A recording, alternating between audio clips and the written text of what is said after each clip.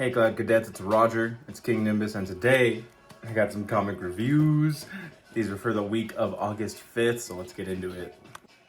As always, these are on a 1 to 5 Cloud scale, 1 being pretty bad, 5 being pretty good. At least this is always on my opinion, and it's Clouds because, I'm King Nimbus, so let's just get into it.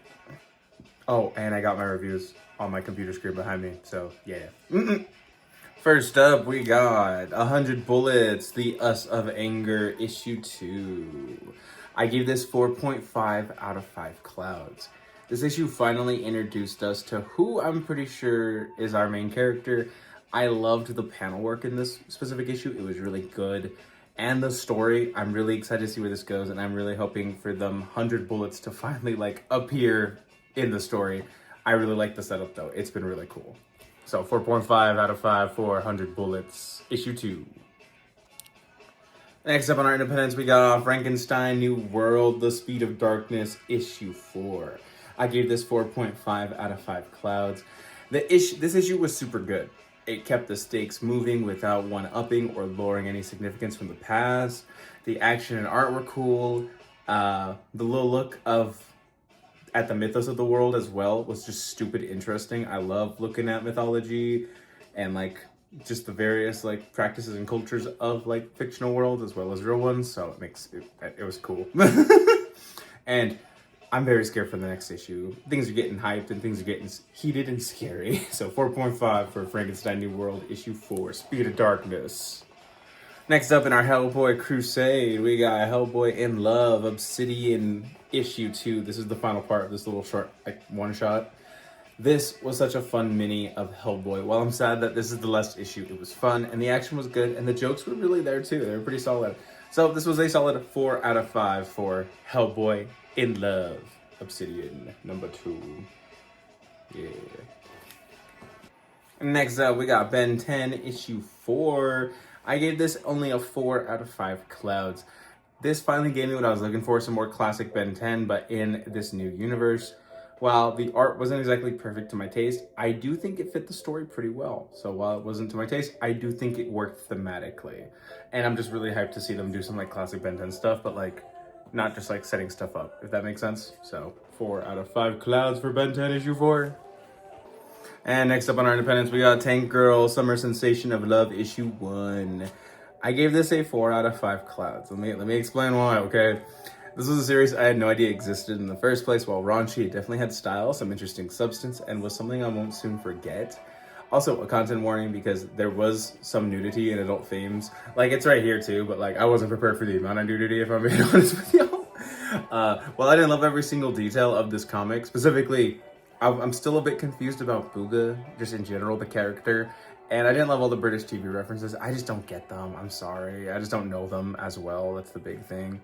It was a really fun comic, and I was too engaged to not see what happened next. So 4 out of 5, y'all. Pretty fun. And from our last independent, we got Fort Psycho number 1. I gave this a 4.5 out of 5 Clouds for issue 1. This was an awesome first issue. I'm enamored with the premise. It's a really cool premise, the characters, and the whole plot. I honestly can't wait for more. I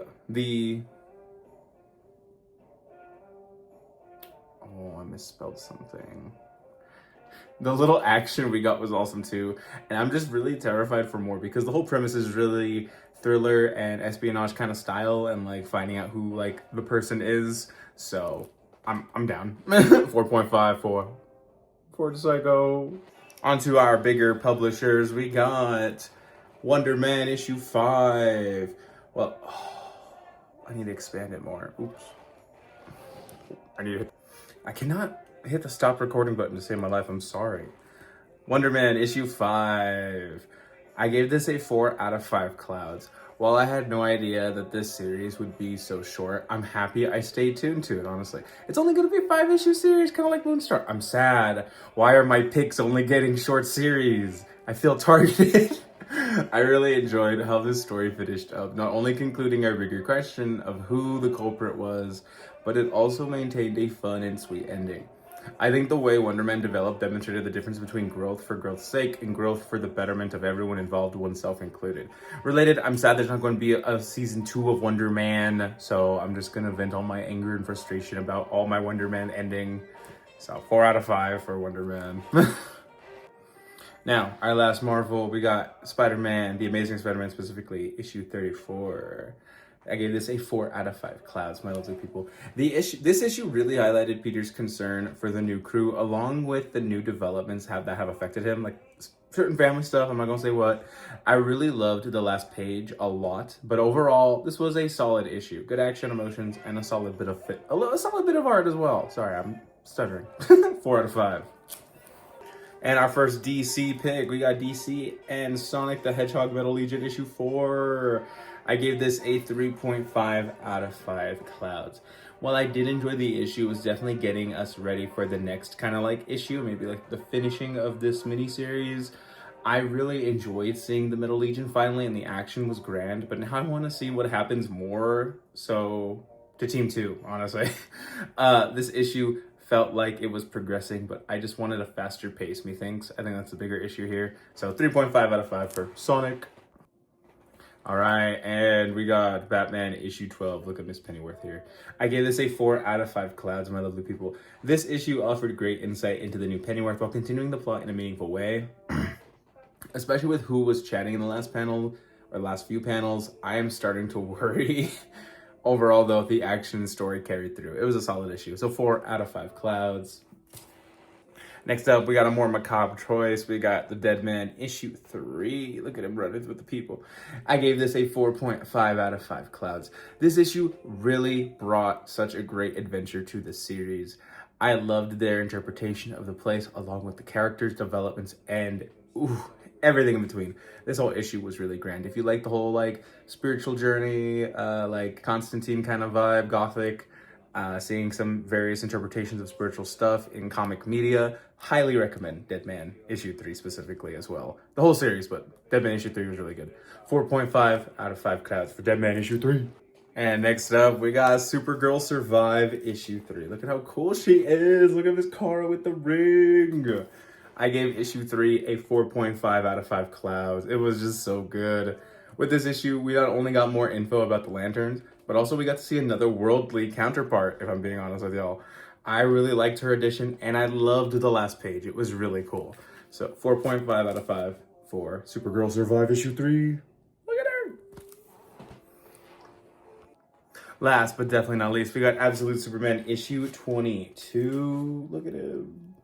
I gave this a 5 out of 5 clouds. While the art had me debating giving it this rating, I think that's what helped me honestly decide to give it that big 5. The issue had some visceral action, it had interesting art direction that fit the content and the context, while also demonstrating that no one can escape Superman's arms, that being both a threat and a promise. It was just so good. 5 out of 5, y'all, for number 22. But I hope y'all enjoyed my silly little comic reviews. I hope you smiled, and if you did not smile, I hope you smile sometime later tonight or today, whenever you're watching this. Have a good one, y'all. Later.